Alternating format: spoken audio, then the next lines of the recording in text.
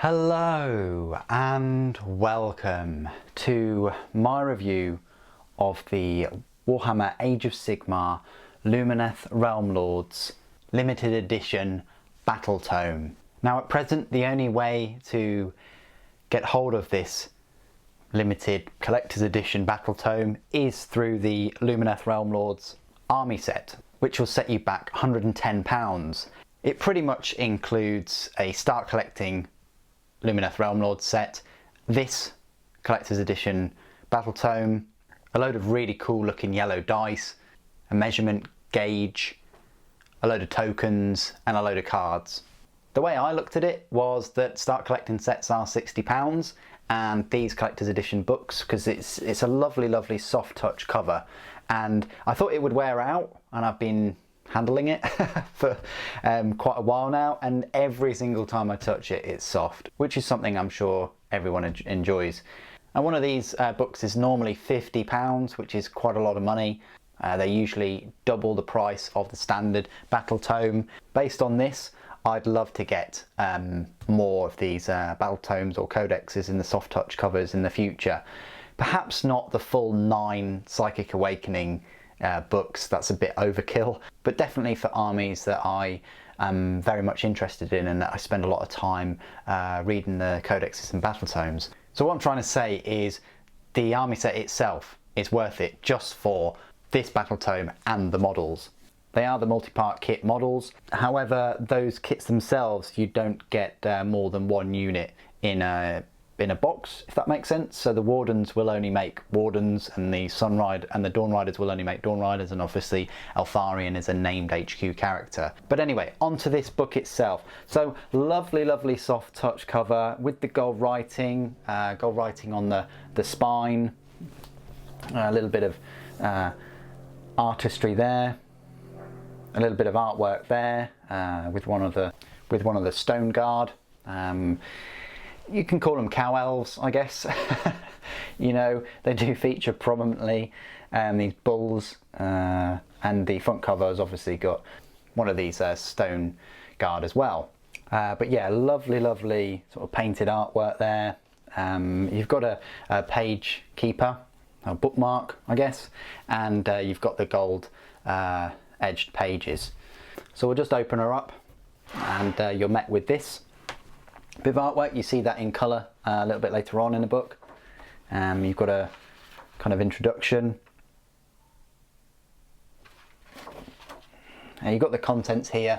So this is a full review, so sit back, get yourself a hot drink, beverage, beer, whatever, and we're going to have a big in-depth look at this and look through all the units specifically. I'm not going to go too much over the lore, but the book itself will set you back 96 pages, so it's just shy of 100, which is, you know, acceptable. I think I do wish there were more units, of course, but it's a brand new army. All of the models are brand new, never seen anything like this before. So it's great that we've actually got all the models that they've made. But yeah, I just feel like there needs to be a couple more extra units with this army. It seems like they pick like one unit per, I want to say discipline, like fast attack or elites, or, you know, but I'm got my 40k head on there.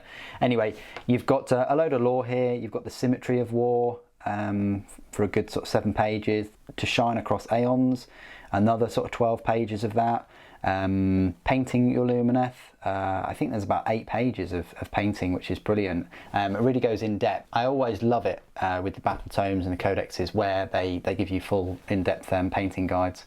You've got allegiance abilities, I think there's about 11 pages of that.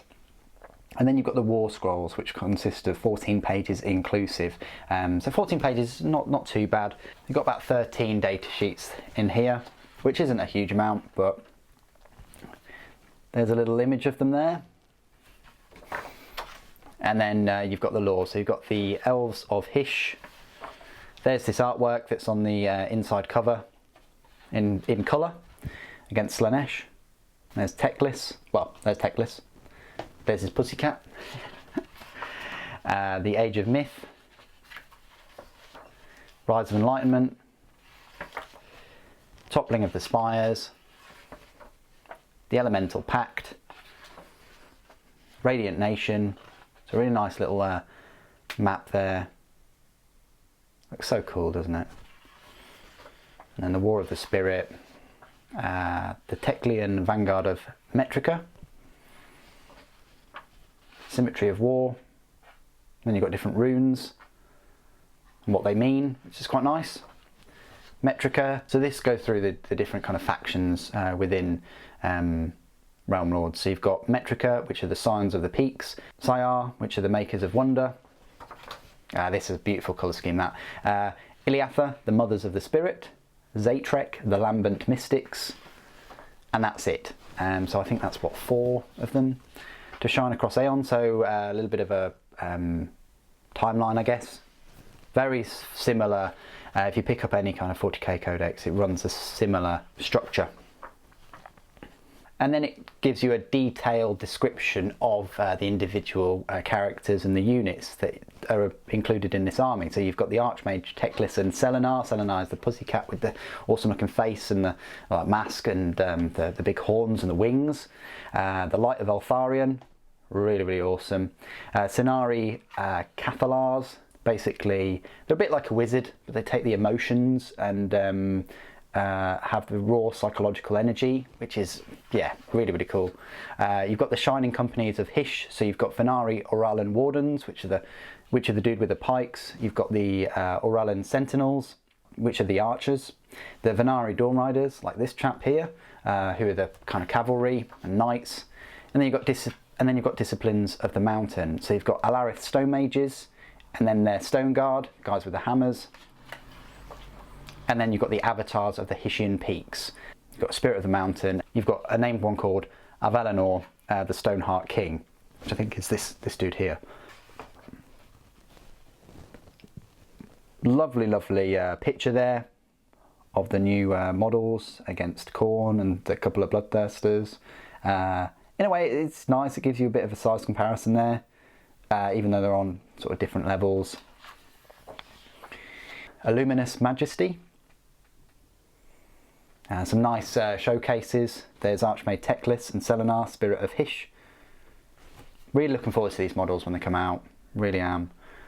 Avalanor, Stoneheart King. And then you've got the Light of Eltharion and a Cenari Cathalar. And then the Dawn Riders charging the Ossiarch armies. And then the Sentinels as well. Really, really cool looking archers. And then you've got the Stone Guard with the hammers, either dual wielded hammers or the picks, kind of like a diamond pick hammer. And then you've got the Spirit of the Mountain with a world hammer and one of the Stone Mages. Really cool looking wizard there. And then you've got some Sentinels and this beautiful colour scheme, couple of beautiful colour schemes there for Zatrek and Iliatha. Trying to reclaim the mountain there from the Gloomspite Gits. And then the Host Immaculate. Now what I would have liked to have seen, and I said this in the first look, would be some kind of start collecting set or a smaller army, just like an HQ and troops and maybe an elite choice. Just something smaller than just throwing the whole army at you. But in a way it's still nice to include something like this because you've got the numbers and you can cross-reference it, the model with what it is. So that's nice for newcomers, especially when it's a brand new army and you've got to learn all of these things. I think Teclis is going to be a massive model. Really interested to see how much he's going to cost, whether he's going to be £80 or whether he's going to be 100. It's going to be interesting. And then the paint guide. So nice, 8 pages or so of painting guides for painting them. I'm definitely going to be using this, and I have decided that I am going to paint them in the Metrica colours. I just think that I've never really painted a white army before, or a cream army, or lots of blue. Maybe if you've been in the hobby a long time, you started off painting ultramarines. I never did that, so it's going to be a interesting journey for me to paint these.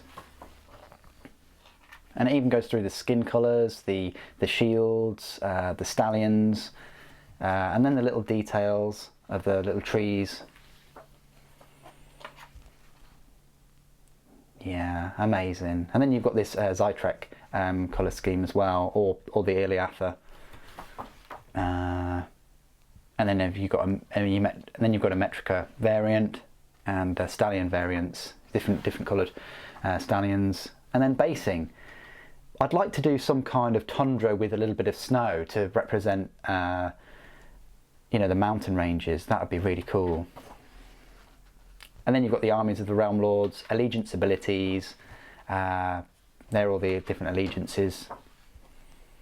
Spell laws. So you've got the laws of the Hish and High Peaks. And then you've got the different armies. So you've got the great nation of Metrica, of Syar, Iliatha, and Zytrek. So you've got the 4 main factions there. Then you've got a battle plan, the Vanguard Strikes. Another one called the Site of Enlightenment.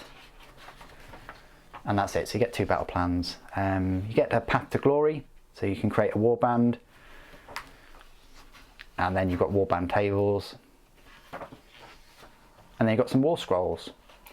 Yeah, you need to buy quite a few things to get these, to make use of these war scrolls. For this one, for the Teclian Vanguard, you need Teclis. You don't necessarily need Light of Eltharion, but you can have him. But you do need an Alarith Temple Battalion, which consists of 1 Alarith Spirit of the Mountain or Avalanor, 1 Stone Mage and 1 to 3 Stone Guard. So you need 1 of those first of all. Then you need 1 to 3 Orellan Legion battalions. This is a legion. This is a legion, which is 1 Cenari Cathalar and 2 to 4 units of Sentinels and an equal number of Wardens. So you need 1 of those, and then you need 2 Dawnrider Lance battalions. So you'd need, and that's between 2 and 3 units of Venari Dawnriders. So you're going to need basically 20 Dawnriders included, and then that's how you get the Vanguard. I don't think I'll ever get a Vanguard. I think the plan is at the moment is just to get 1 of each of the units and try and paint it and give you a showcase of all the models. And then we go on to the War Scrolls. So let's have an in-depth look at these. So Archmage Teclis and Selenar, the Spirit of Hish. Movement speed pretty much works the opposite to the 40k, where with 40k you start off with maximum number of wounds and maximum characteristics like ballistic skill 2 or 3 or something like that. Age of Sigmar, it works oppositely. So basically it works on the number of wounds suffered. So if Selenar has between 0 and 4 wounds suffered, then Teclis and Selenar can move 12 inches. And then you've got the number of attacks for the Moonbright Talons is 6, and then you've got the Aura of Selenar, which is 16 inches. A lot of rules there for Teclis. He's got the Lunar Staff of 18 inches, which is 1 attack, but it's 2+ to hit, 2+ to wound, and a rend is -3 and the damage of d6. Amazing. The Sword of Teclis is a range 1 inch. The melee weapons, it's got the Sword of Teclis, which is a range 1 inch, 2 attacks, 4+ to hit and a 2+ to wound and a -3 to rend and a damage of d3. And then the Moonbright Talons, again, you can get 6 attacks there with between 0 and 4 wounds suffered. 3+ to hit, 3+ to wound, -2 to rend and damage of 2. So, you know, just based on the missile weapons and the melee weapons, although they have a small number of attacks, they are quite easy to hit, except for the sword, which is only 4+, unfortunately. And they are easy to wound, and they do rend quite heavily, and they do cause a lot of damage. It's nice that obviously he can fly and he can move the 12 inches, so he's got an effective range there of his missile, of his Lunar Staff of 30 inches, which is pretty nice. He can fly about the battlefield and let rip with that. That 1 attack, I guess. However, he is an Archmage, so the main way you're going to use him is using his spells. You can say you can cast 1 spell, 2 spells, or up to 4 spells. Obviously, enemy wizards can unbind the spells. You've got the Aura of Selenar, which you add 1 to casting, dispelling, and unbinding rolls for friendly Realm Lord units within the designated range of the Aura of Selenar, depending on the number of wounds Selenar has been afflicted by. You've got the Discs of Elementary, where in addition to casting 1, 2 or up to 4 spells, model can automatically dispel 1 endless spell in the hero phase. That's pretty nice. And in the enemy hero phase, the model can automatically unbind 1 enemy spell. So that's really nice that he can automatically unbind these spells. You've got the Seeing Stone of Selenar, where each time a friendly unit within range of the model is affected by an endless spell cast by an enemy wizard, you can roll a dice, and on a 4+, you ignore the effects of that spell or endless spell, and then you pick an enemy unit within 18 inches of the unit, and then that enemy unit suffers D3 mortal wounds. That's pretty good. So if you're trying to attack him with your spells of your own, you're probably going to get some mortal wounds coming back your way. Here's a wizard. You know, the clue there is in Archmage. He can attempt to unbind any number of spells in the enemy hero phase, and he knows Arcane Bolt, Mystic Shield, Protection of Teclis and Storm of Searing White Light spells. We'll go through his specific spells and we'll go through his rules more in depth in his review once I've built him and things. He's also got Protection of Teclis.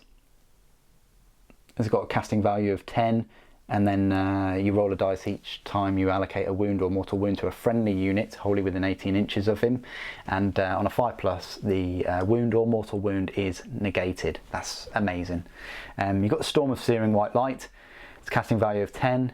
And then you can roll a dice, each enemy unit within 18 inches and visible to them. On a 1, nothing happens. 2 to 4, the unit suffers D3 mortal wounds, but on a 5+, unit suffers D6 mortal wounds. So he is the Archmage of mortal wounds, let's face it. You know, he's got a save of 4+, his bravery is 10, and he's got 16 wounds. What a tank. Is he the best mage in the game? Well, I don't really have that much experience with other mages, but he should definitely be up there. The ability to unbind and bind spells and let rip with all those mortal wounds is very decent. Then the other kind of hero choice that you've got, named character, is called the Light of Eltharion. He has a movement speed of 6 inches, a save of 3+, bravery 10 and 7 wounds. Now he is an absolute tank. He's got 2 melee weapons and he's got a little bit of a ranged weapon. I absolutely love him. He's got the Fang Sword of Eltharion, which is a range 1 inch, 4 attacks, 2+ to hit, 3+ to wound, -3 rend and damage D3. But he's also got the Selenari Blade, which is a range 1 inch, attacks 2, 2+ to hit, 3+ to wound, -1 to rend and a damage of D3. I've already done a review of the Light of Eltharion. Please do check it out, where I go through all of his abilities. He's absolute amazing character. Not that, he is a bit pricey. I think he's like 220 points or so. One of his abilities is called the Searing Darts of Light, whereas in the shooting phase, a unit within 18 inches, on a 2 to 4, that unit suffers D3 mortal wounds, and on a 5+, unit suffers D6 mortal wounds. So although he's just got the melee weapons, he does have an 18-inch mortal wound weapon as well, which is quite nice. Then you've got the Sinari Cathalar, which again is another like little hero. Basically, she will take the emotional trauma from their kin and weaponize it, unleashing it to the foe to render them crippled by angst and despair. So she is the kind of anxiety and depression mage, I want to call her. She's got a melee weapon, which of course is a range 1 inch, 1 attack, 4+ to hit, 2+ to wound though, no rend and a damage of D3. But the main reason why you get her movement is 6 inches, save of 5+, bravery 7 and 5 wounds. It's alright, I guess. The bravery and the save are lacking, but the main reason you'll get her is because of her abilities called Emotional Transference. You can pick 1 friendly Lumineth Realm Lords wholly within 18 inches of her, roll a d6, and on a 2+ you don't take any battle shock tests for that unit. And in addition, any models that's slain from the unit during the turn, you can pick 1 enemy unit within 18 inches and they have to take the battle shock test. You add the number of models from the friendly unit that was slain during that turn to the modified battle shock roll for the enemy unit. That could be quite horrific if you've got a unit that suffered a lot of casualties. She can just manifest that into a weapon and turn it against the enemy and get them to run away, really. She is a wizard and she does have a spell called the Darkness of the Soul, We'll go through more of her rules in her review. Then you're on to the Knights, or the Stallions. You've got the Venari Dawn Riders. They're absolutely lovely. Their movement is 14 inches, save of 4+, bravery 7 and 2 wounds. They're very fast. You know, are they the fastest knights in the game? Most probably.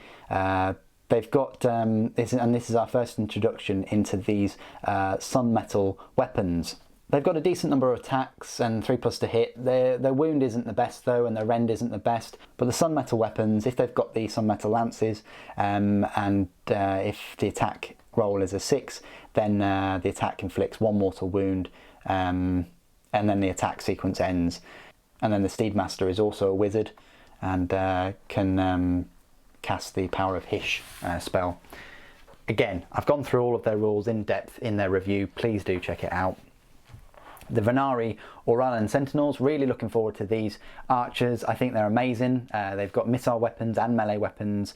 You've got the missile weapons, which is the Oralan bow. You've got an aimed attack, which is a range 18-inch, 1 attack, 3+ to hit, 4+ to wound, and a rend of -1 and damage 1. Or they can go full distance there with a lofted attack, which is range 30 inches, 1 attack, 4+ to hit, 4+ to wound, nothing for rend though, and a damage of 1. So that's a pretty nice range weapon there. And also, because they're sun metal weapons, again, any hit roll for an attack made with a bow that is a 6, you inflict 1 mortal wound. So you've got 10 of them. Yeah, that could be quite a decent number of mortal wounds heading over to your enemy. Their movement is 6 inches, save of 5+, bravery 6 and 1 wound. The Venari Oralan Wardens, their movement is 6 inches, their save is 4+, bravery 6 and 1 wound. So they've got a slightly better save than the Sentinels, the Archers, and the High Wardens equipped with the Champion's Blade, but the majority of the Wardens are equipped with the Warden's Pikes, which are a range 3 inches, 2 attacks, 3+ to hit, 4+ to wound, nothing to rend though, and a damage of 1. Nice that they get 2 attacks with those pikes, and they are sun metal weapons as well. So again, hit rolls on 6s, you're going to inflict mortal wounds. And because they've got 2 attacks each, that's you're going to have a much higher chance of getting those mortal wounds. Then we're on to the Stone Mages. It's an odd one. I kind of think that the Stone Mage is an elite choice if you were going to put him in an elite profile for like 40k or something. But you've got the Stone Mage, which is a movement 6 inches, save of 5+, bravery 8 and 5 wounds. The save could be better, of course, but you know, he is a mage at the end of the day. He's got this staff called the Staff of. He's got a melee weapon called the Staff of the High Peaks, which is a range 3 inch, attacks D3, 3+ to hit, 3+ to wound, rend -1, damage D3. That's quite decent actually. But the main reason you get him is because of the abilities, which is a Stone Mage Stance. Any friendly Alarith Stoneguard units wholly within 12 inches of him cannot make a pile-in move in that phase. However, until the end of the phase, you improve the rend characteristic of the melee weapons, this model and those friendly units by 1. That's great. So his rend is going to be now -2, and their rend is going to be -2 as well. Or even the Stratum Hammers would now be a rend of -1. So he really does buff those Stoneguard up. He is a wizard, and he has a specific spell called Gravitic Redirection, which has a casting value of 5, and if successfully cast, the caster can fly. That's nice. And in addition, you can pick 1 enemy unit within 18 inches, and that unit suffers 1 mortal wound. And that unit's move characteristic is halved, and it cannot fly. That's very interesting. So he really does buff and benefit the Stoneguard, which we'll now talk about. Their movement speed, they are the slowest unit in the army, unfortunately, and that's a bit of a shame. I would have liked to have seen their movement speed of still be like 5 inches at least, but the movement speed is 4 inches. The save is 4+ though, bravery 7, and they've got 2 wounds, so that's a nice trade-off there. You're getting a better armor save than most of the other troops at 4+, and you are getting 2 wounds each. They're equipped with the unit is armed with one of the following weapon options: Stone Mallet or Diamond Pick Hammer. The Stone Mallet or Diamond Pick Hammer have exactly the same stat line. They're a range 1 inch, 2 attacks, 3 plus to hit, 3 plus to wound, rend -1 and damage 1. That's quite decent. Then you've got a True Stone Seneschal that can have a pair of Stratum hammers, which are a range 1 inch, 3 attacks, 3 plus to hit, 4 plus to wound, and rend, nothing for rend, and damage of 1. Now they do have an ability called Crushing Blow, where on a modified hit roll for an attack made with a stone mallet is 6, you add 1 to the damage. The Diamond Picked Hammer, unmodified hit roll for an attack made with a Diamond Picked Hammer is 6, then the attack inflicts a mortal wound, so works just like some metal weapons. And then the pair of Stratum Hammers, you can reroll hit rolls for a pair of Stratum Hammers. So it's hammer time. You definitely need to have these with that Stone Mage nearby to get the most out of them. Quite a tanky unit, and they do a decent number of attacks and will be buffed rend wise by the Stone Mage. And then you've got the big boys of the whole army, these big cow mountain Wraith Lords, I want to call them. They have a movement speed of 6 inches, save of 3+, bravery 10 and 12 wounds. Proper tanky, really good save there, and they are still quite fast at 6 inches, I guess, and they've got a lot of wounds. They can absorb a lot of damage there. They've got missile weapons and melee weapons. The missile weapon is called a Geomantic Blast. Its range is affected by the number of wounds suffered, so if they've only got like 0 wounds, 0 to 2, then it's 12 inch. Then the Geomantic Blast is 30 inches. Also the wounds affects the damage of the Stoneheart Hammer and the Stoneheart Shockwave as well. So the Geomantic Blast with that 30 inch range, which is amazing, 1 attack, 3 plus to hit, 2 plus to wound, -2 to rend, and a damage of D6. Pretty decent, you know, with the missile weapon there. Melee weapon's got Stoneheart World Hammer, which is a range 3 inch, 4 attacks, 3 plus to hit, 2 plus to wound, -2 to rend, and then the damage with 0 wounds suffered. You've got 5 on the damage table, which is amazing. Then they've also got Cloven Hooves as well, which is a range 1 inch, 2 attacks, 3 plus to hit, 3 plus to wound, -1 to rend, and a damage of 2. A fair number of abilities, such as the Stone Mage Symbiosis. So again, another reason to get the Stone Mage within 12 inches of him. I will be doing a review and I'll be going through all of the abilities for this Spirit of the Mountain once I get my hands on him. And then the other big boy in the whole army is Avalanor, which is the named monster hero, the Stoneheart King. And Avalanor is even tankier than Alarith. It's got 14 wounds instead of 12. The Geomantic Blast works the same way, but now obviously because the model has 14 wounds, you can suffer up to 3 wounds before it then starts to be affected. Instead of the World Hammer, it's equipped with these Fire Stealer Hammers, which are range 2 inch, 6 attacks, 3 plus to hit, 3 plus to wound, -1 rend, and a damage of, well, it'll say damage of 5. So what you're doing there is you're forgoing the -2 to rend with the World Hammer and the 2 plus to wound, and you're getting 2 more attacks instead. And also the unmodified hit roll of 6s, then you get a mortal wound on the target in addition to any normal damage. Again, you've got Elder Wisdom, Guardian of Hysh, and Stone Mage Symbiosis, same as the Alarith, so worth having a Stone Mage nearby. I'll go through all of his rules in detail when I get my hands on the model. And there's a little picture of him there. That picture looks a bit strange with the hammers outwards like that. I wonder if you can pose him, but we'll see. And then you've got the Endless Spell War Scrolls. You've got Hishian Twin Stones, Sanctum of Amintok, and Rune of Petrification. They look alright. The Twin Stones have an ability called the Reservoir of Power. Basically, each time a spell is successfully cast by a unit within 12 inches of the model and not unbound, after the effects of the spell has been resolved, you increase the maximum of dice beside this model by 1. And if a Realm Lord's Wizard attempts to cast a spell while they are within 12 inches of this model, before making casting roll, the player controlling the wizard can say that they will draw on the power of the Twin Stones. If they do, add the value of the dice beside this model to the casting roll. You've got the Sanctum of Amintok. As long as it remains on the battlefield, the caster and the Sanctum of Amintok are treated as being a single model, whereby you've got the ability where you subtract 1 from hit rolls and 1 to save rolls for attacks that target this model. And in the combat phase, the enemy unit can suffer 1 mortal wound on a 4 to 5, but on a 6, the enemy unit suffers D3 mortal wounds. And then you've got Rune of Petrification, where it has an ability called Turn to Stone. At the start of the movement phase and at the end of the movement phase, you roll a dice each unit that is within 6 inches of the model, and on a 4+, that unit suffers D3 mortal wounds. In addition, subtract 1 from run and charge rolls for units within 6 inches of this model. This ability has no effect on Lumineth Realm Lords units, so that's quite nice, that you're going to be pumping out more D3 mortal wounds on a 4+.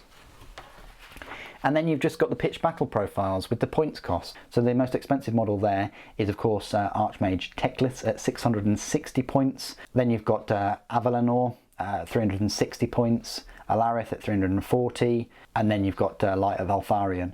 And then other units are about 100 points each or so. You know, you've got the Sentinels at 140, the Dawn Riders 130, you've got the Cenari Cathalar is 140, but the Stone Mage is only 130, so quite good value points wise, I'd say. And there you go. So that is my review of the Lumineth Realm Lords Collector's Edition Battletome that you'll only find in the army set. I think it's a lovely book. It's a great start. It's nice to have a Battletome that's almost 100 pages for a brand new army. I'm really looking forward to all of the other models. Other than Slaves to Darkness, this is now the second army that I've really been pumped and motivated and encouraged to collect, to bring videos out for you. What do you guys think of the book and the army? I'll be releasing my full review of the army set tomorrow, so please do check that out, where you see all of the miniatures and the items that you get in the kit on full display. And hopefully in the not too distant future I'll be able to bring you a full army range review covering all of the models of this release. Put your thoughts and opinions down below as always. It'd be great to hear from you. Thank you ever so much for joining me today. Thank you for watching. The Emperor Protects.